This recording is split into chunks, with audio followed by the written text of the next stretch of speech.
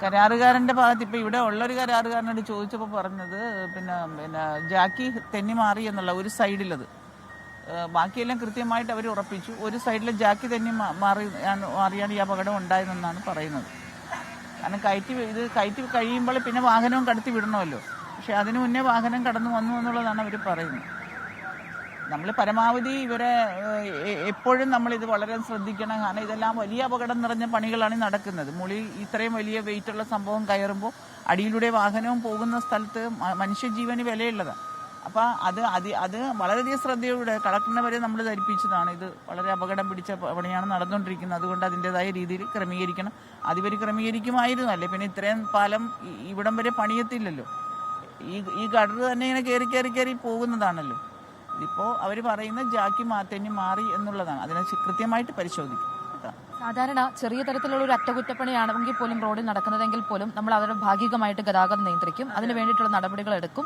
പക്ഷേ ഇവിടെ ഇതിനു മുൻപും പലപ്പോഴായിട്ടും ഈ രീതിയിൽ അപകടങ്ങൾ അരൂർ തുറവൂർ ദേശീയപാത നിർമ്മാണത്തിന്റെ ഇടയിൽ പലപ്പോഴും സംഭവിച്ചിട്ടുണ്ട്. ആളുകൾ അതുമായി ബന്ധപ്പെട്ടുള്ള ആശങ്കകൾ അറിയിച്ചിട്ടുള്ളതുമാണ്.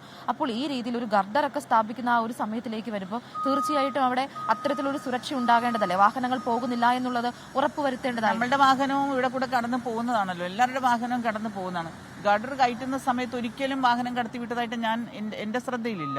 കാരണം എല്ലാ വാഹനവും അവിടെ ഇവിടെയും തടഞ്ഞു നിർത്തിക്കൊണ്ടാണ് ഈ ഗഡർ കയറ്റി കഴിഞ്ഞ് അതിന്റെ സുരക്ഷ ഉറപ്പാക്കിയതും അതിന് ശേഷമേ സാധാരണ വാഹനം കടന്നു പോവാറുള്ളൂ. പിന്നെ അതിനൊരു രാത്രി എന്താ സംഭവിച്ചോ എന്നുള്ളത് നമ്മൾ പരിശോധിക്കും.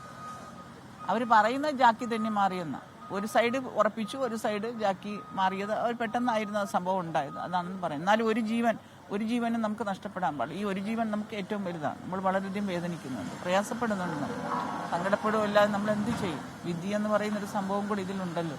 പക്ഷെ വിധിയെ നമ്മൾ പഴിചാരുന്നില്ല ഒരിക്കലും. ഇവരുടെ ഭാഗത്തു നിന്നുള്ള തെറ്റുകളാണെങ്കിൽ അതിന് നടപടിയെടുക്കും. ഇതിനകത്ത് സുരക്ഷാ വീഴ്ച ഉണ്ടായിട്ടുണ്ടെങ്കിൽ തീർച്ചയായിട്ടും നടപടിയെടുക്കും. കരാർ കമ്പനിയുടെ ഭാഗത്തുനിന്ന് വിശദമായിട്ടുള്ള വിശദീകരണം ലഭിക്കണം. നമ്മളുടെ ജനങ്ങളുടെ ജീവൻ നമുക്ക് വലുതാണ്. അത് ഒരു ജീവനാണെങ്കിൽ ആ ഒരു ജീവൻ നമുക്ക് വലുത് തന്നെ. തീർച്ചയായിട്ടും MLA സൂചിപ്പിച്ചതുപോലെ തന്നെയാണ്. MLA അടക്കമുള്ള നിരവധിയായിട്ടുള്ള ആളുകൾ, ജനപ്രതിനിധികളും അതോടൊപ്പം തന്നെ ഇതുമായി സുരക്ഷാ ഉദ്യോഗസ്ഥരടക്കമുള്ള ആളുകൾ ഈ സ്ഥലത്തേക്ക് എത്തിയിട്ടുണ്ട്. അതോടൊപ്പം തന്നെ ഇവിടെയുള്ള ആളുകളും ഇതിന് ചുറ്റും കൂടിയിട്ടുണ്ട്. ഇവർ പറയുന്നതനുസരിച്ചാണ് എങ്കിൽ ഇത് ആദ്യമായിട്ടല്ല അരൂർ തുറവൂർ ദേശീയപാതയിൽ അപകടമുണ്ടാക്കുന്നത്. ഈ ദേശീയ നിർമ്മാണത്തിന്റെ ഭാഗമായിട്ട് പലപ്പോഴായിട്ടും ചില ഗർഡർ വീഴുന്ന സാഹചര്യം ഉണ്ടായിട്ടുണ്ട്. അപ്പോഴൊന്നും ഈ രീതിയിൽ വലിയൊരു അപകടത്തിലേക്ക് സാഹചര്യങ്ങൾ മുന്നോട്ട് പോയിട്ടുണ്ടായിരുന്നില്ല. ഗർഡർ വീഴുന്ന ഒരു സാഹചര്യം മാത്രമാണ് ഉണ്ടായിരുന്നത്. അത് MLA സൂചിപ്പിക്കുന്നത് പോലെയാണ് എങ്കിൽ ഇങ്ങനെ ചെറിയ തരത്തിലുള്ള ഒരു നിർമ്മാണം നടക്കുകയാണെങ്കിൽ പോലും ആ നിർമ്മാണം നടക്കുന്ന സാഹചര്യത്തിൽ അവിടെ കൃത്യമായിട്ടുള്ള ഗതാഗത നിയന്ത്രണം ഉണ്ടാകണം, വാഹനങ്ങൾ വഴിതിരിച്ചു വിടേണ്ട ഒരു സാഹചര്യം ഉണ്ടാകണം. അങ്ങനെ സുരക്ഷ പൂർണ്ണമായിട്ടും ഉറപ്പുവരുത്തിയതിനു ശേഷം മാത്രമാണ് സാധാരണ ചെറിയ തരത്തിലുള്ള ഒരു റോഡ് നിർമ്മാണമാണെങ്കിൽ പോലും എന്ത് നിർമ്മാണമാണെങ്കിൽ പോലും നടത്തേണ്ടിയിരുന്നത്. സാധാരണയായിട്ടും ഈ അരൂർ തുറവൂർ ദേശീയപാതയുമായി ബന്ധപ്പെട്ടും പലപ്പോഴായിട്ടും ആ രീതിയിൽ തന്നെയാണ് കണ്ടുവന്നിരുന്നത് എന്നാണ് ഇവിടെയുള്ള MLA പറയുന്നത്. പക്ഷേ ഇന്നലെ അതിനകത്ത് എന്താണ് സംഭവിച്ചിരിക്കുന്നത് എന്നാണ് കൃത്യമായിട്ട് നമുക്ക് ഉത്തരം ലഭിക്കേണ്ടത്. കാരണം ഇതൊരു സാധാരണമായിട്ട് നടക്കുന്ന ഒരു ചെറിയ തരത്തിലുള്ള പണിയല്ല, അത് ഗർഡറാണ്. അതിന്റെ വ്യാപ്തി എത്രത്തോളം വലുതാണ് എന്ന് നമുക്ക് കൃത്യമായിട്ട് അറിയാവുന്നതാണ്. അതിന്റെ ഭാരം എത്രത്തോളം ഉണ്ട് എന്നുള്ളതും നമുക്ക് കൃത്യമായിട്ട് അറിയാവുന്നതാണ്. അപ്പോൾ അത്രയും പ്രധാനപ്പെട്ട ഒരു ജോലി നടക്കുമ്പോൾ ആ ഒരു സാഹചര്യത്തിൽ കൃത്യമായിട്ടുണ്ടായിരുന്ന ഒരു സുരക്ഷ അവിടെ ഉണ്ടായിരിക്കേണ്ടതായിരുന്നു. ഇന്നലെ മാത്രം അവിടെ എന്താണ് പിഴവ് സംഭവിച്ചിരിക്കുന്നത് എന്നുള്ള കാര്യമാണ് ഇനി വ്യക്തമാകാനായിട്ടുള്ളത്. ആളുകളുടെ ഭാഗത്തു നിന്ന് ചെറിയ തരത്തിലുള്ള പ്രതിഷേധങ്ങളൊക്കെ നമ്മൾ ഈ വന്ന സമയത്ത് നമ്മൾ കാണുന്നുണ്ടായിരുന്നു. കാരണം ഇത് ആദ്യമായിട്ടല്ല ഈ അരൂർ തുറവൂർ ദേശീയപാതയിൽ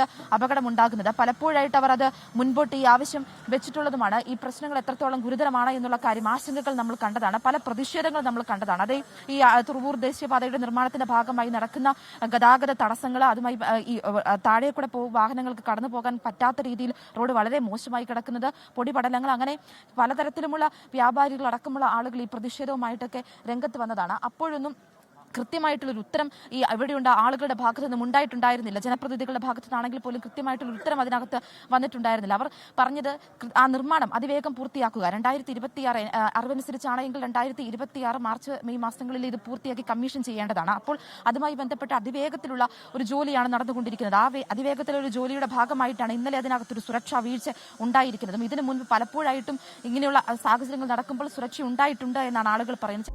ലോകത്തെവിടെയായാലും ഏത് സമയത്തും 24 വാർത്തകളും ഓഗ്മെന്റഡ് റിയാലിറ്റി പാക്കേജുകളും എക്സ്പ്ലെയിനറുകളും വിശദമായി കാണാൻ ഞങ്ങളുടെ യൂട്യൂബ് ചാനൽ നിങ്ങൾക്ക് സബ്സ്ക്രൈബ് ചെയ്യാം.